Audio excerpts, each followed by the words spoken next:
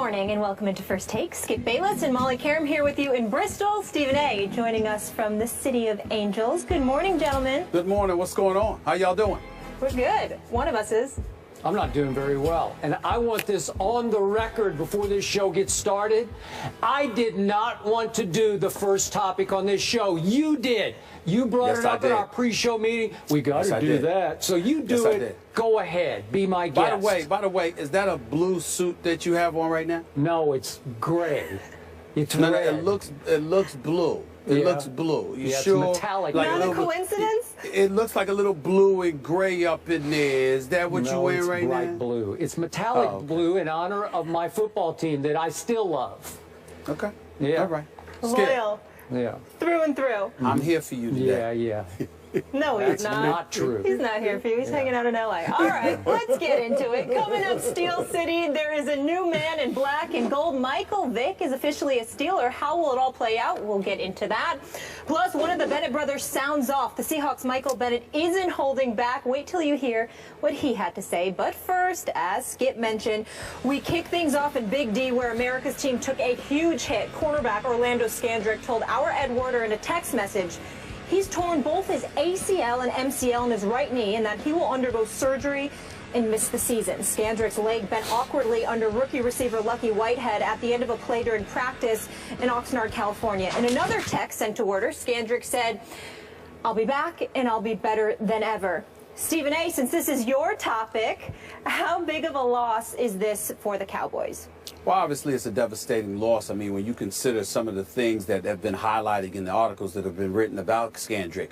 First of all, you know, he's been a friend of the show. He's been on a couple of times. We wish him the best in all seriousness. All joking aside, we certainly wish him the best in a speedy recovery, and we don't wish this upon anybody. So that's the first order of business. Secondly, and more importantly, I think it's a devastating loss for the Dallas Cowboys, who had a suspect defense to begin with. And one of the reasons it was expected to improve this year was because of Scandrick, his ability to defend pretty much anybody, particularly receivers in the slot, knowing what not to do just as much as he knew what to do. What are the statistics here? 14 games last year, 55 tackles, 1 sack, 2 tackles for a loss, 9 pass deflections, 2 forced fumbles, and 2 interceptions. There's no question that his work to the defense is big time. There is no denying that whatsoever. But then when you consider the secondary issues that the Dallas Cowboys had to begin with, this is why they drafted Byron Jones in the first round. That was their first pick. When you look at it, I'm sorry, when they selected him in the first round, because they had questions about the secondary. You're talking about a guy like Byron Jones. So when you got Orlando Scandrick, when you got a Brandon Carr, when you've got an abundance of dudes that you've got to address, there is no question that you've got to do something about it. So losing him, that just, as far as I'm concerned, really inhibits your ability to defend in the secondary, which was a huge question mark for them to begin with. Having said that, shoving aside Scandrick specifically as it pertains to his injuries, because we wish him the best. When you talk about the Cowboys, it just amazes me how stuff just finds a way to happen with this team. I just want to emphasize, Skip, for the purposes of the show, these are the kind of things, again, it's not about injuries. It's about to whom, it's about at what time, it's about at what times things happen, where the catch, there wasn't a catch, but really was a catch, etc. When I say an accident waiting to happen, these are the things that I mean. Whether it be the key pivotal individuals in terms of their health, Sean Lee last year, Scandrick this year, whether it's the catch that wasn't a catch that really should have been a catch with Des Bryant, somehow, some way, whatever needs to go wrong with the Cowboys will go wrong. So my heart's out to you. And the reason why I wanted to bring this subject up to the top of the show, because I wanted to let America know I'm here for my brother from another mother. I'm here for my big brother from another mother. Hold on, because I'm getting a little bit emotional right now. Just think about, hold on. You know, look, man, I'm sorry for you, Skip. I really am. I swear. I really am, Skip. Yeah. I swear to you, I'm really sorry, because I want you to be okay. I want your Cowboys to be okay. I don't want to win the Super Bowl, but Listen, the NFL is better when the Cowboys are better. America is better when the Cowboys are better. And anything that impedes their ability to be great, I understand, is a bit bad for the rest of us. So, you know, again, my heart goes out to you. The Brandon Carrs, the Morris Claibornes of the world. We hope, you know, folks will step up. We hope the Byron Jones of the world. We hope folks will step up because Scandrick is a tremendous loss. But in case they don't, I'll do you this favor, Skip. I will make sure to repeatedly point out Scandrick's absence as justification for their struggles. I'm sorry. Are you finished? Yeah. I don't think you are. I get sick and tired of sitting in this chair and hearing accident waiting to happen as if it's a broken record. Because my Cowboys this year, they're just going to break a lot of records, real records, like on the field records. You just wait and see. So let me ask you this. Are the Green Bay Packers an accident waiting to happen after we saw what happened to Jordy Nelson? Freakish injury? Is that what you're going to tell me all year? They're an accident waiting to happen? Are the Green Bay Packers waiting 18-plus years for a Super Bowl? It seems like it's been 18 years since they won one. I know it seems that way, but factually speaking, it is not. It's 5. No, that's true. Yes. Okay. Yes. And are the Carolina Panthers an accident waiting to happen? I could go around the league. Everybody, this happens to everybody Miami. at some point. Miami, is that an accident waiting to happen? And back to the way Molly set up this question, she called this a huge hit. You call it a devastating blow. And I'm starting to wonder, as much as I like Orlando Scandrick, is he Deion Sanders? Is that what we're saying today? I mean, is he Everson Walls? Or if I can go way back, is he Cornell Green? Google him, look him up if you don't know who he is. Is that what we're talking about here? I love Orlando Scandrick. I like having him on this show. He's a ball hawk. He's a hitter. He's a blitz specialist. I get all that. He has been the spirit of a secondary that last year was just okay.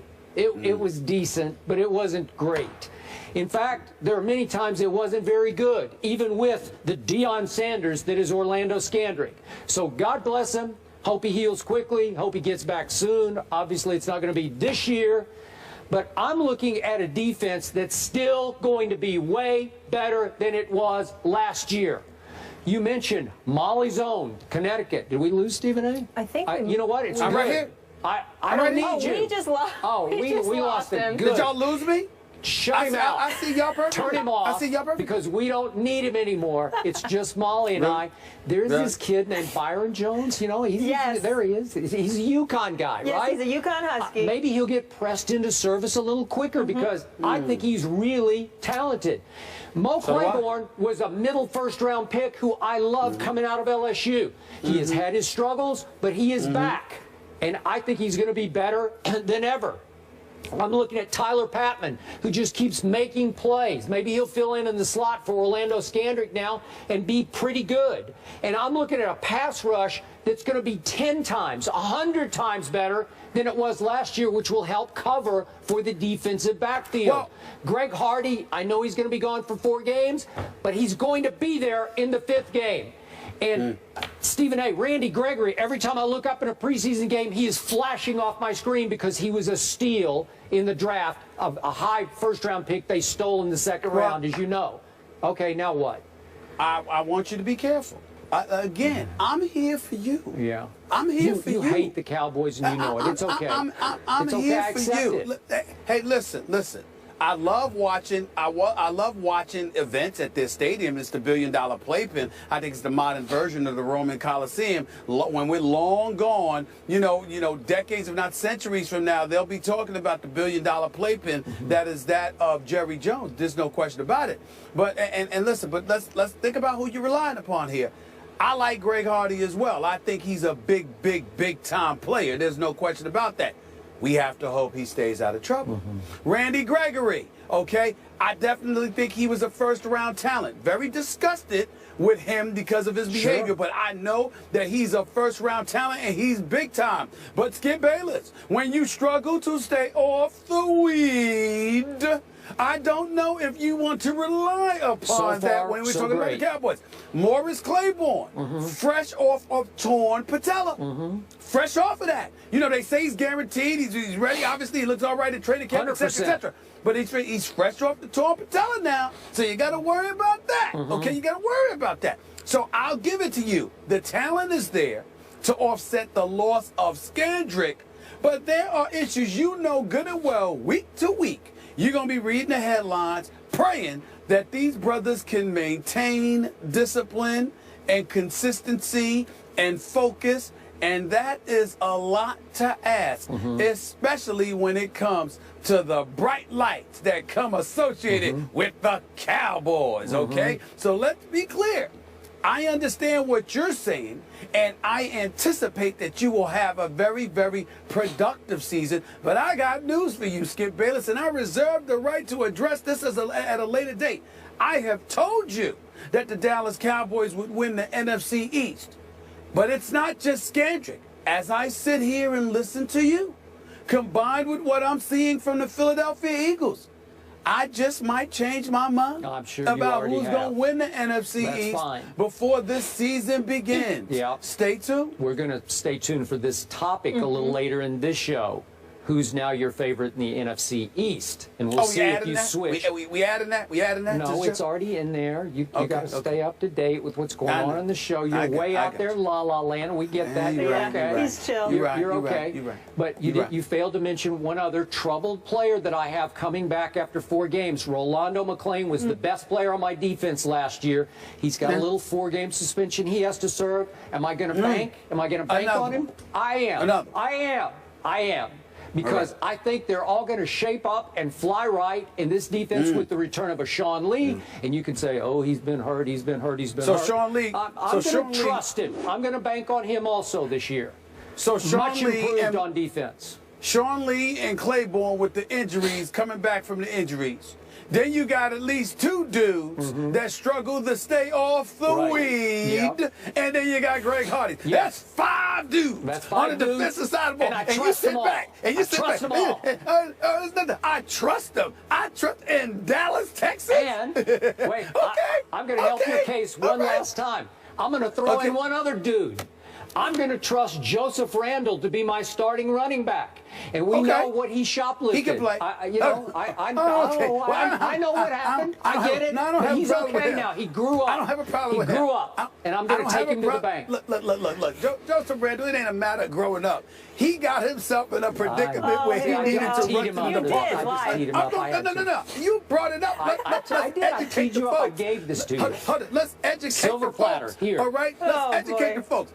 The brother might need to, you saying he need to grow up. No, he just caught himself in a compromising situation where he needed to rush to a department store to steal some cologne and a pair of drawers. Now you figure out why that is. I mean, I'm not even holding it. I don't even consider the brother a thief. He just got caught in some situation. He's trying to cover up something. All I care about That's all that was. All I care about is every time he touched the football last year, 7 yards. 7 yards. Right. That's fine. That's taking him to the bank. All I'm saying to you is that's 6 different dudes, if not 7 different dudes. So you got to hope that some dude don't get himself in a compromising situation where I ain't gonna put his business out there, but we all can imagine why he went and stole a pair of drawers and some cologne. Okay, that's number 1. Then you got 2 dudes, if not 3, with injuries. Then you got 2 dudes that can't stay off the weed, and you got Greg Hardy.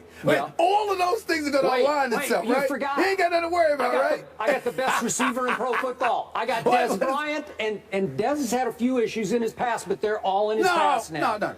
Dez don't belong a part of that conversation because he's been a model of consistency for years. I got nothing but love for Dez Bryant. And not only that, all of those brothers, I'm not getting on them. You know, I wish them all well. I don't root against them on that level. I don't want them to get in trouble. I'm just simply saying, think about this. Skip Bayless is rigid and regimented as it comes. Skip Bayless, who is, I'm talking about somebody with a strong moral compass in terms of sticking to your beliefs and walking that walk and talking that talk every day. Skip Bayless, who will sit there and somebody breathes wrong, Skip is all over them. He's like, oh, I don't don't know about them. I don't know about them. You got 7 different dudes on your team, okay, that you need to rely upon somehow, some way to be consistent and healthy and focused and disciplined in Big D. And none of that's gonna go wrong. None of it, right? Nope, it's all meant to be. Oh, this is hilarious. Oh, this is hilarious. I can't wait. Good luck with that, Skip. Remember my last words, Molly. Okay. Accident waiting to happen. When it needs to happen to derail the Cowboys, you can book it. It's gonna happen again. You can just mark it down. Stephen A, though, listen up. If it's any consolation, we talk about that playpen. They open up the season against the Giants at Jerry's World Sunday Night Football. The Giants have 6 notable injuries on defense, 3 DBs, so they can relate. Hey, Molly, it doesn't matter. The Dallas Cowboys could end up winning the division. They could end up going to the playoffs. I'm telling you.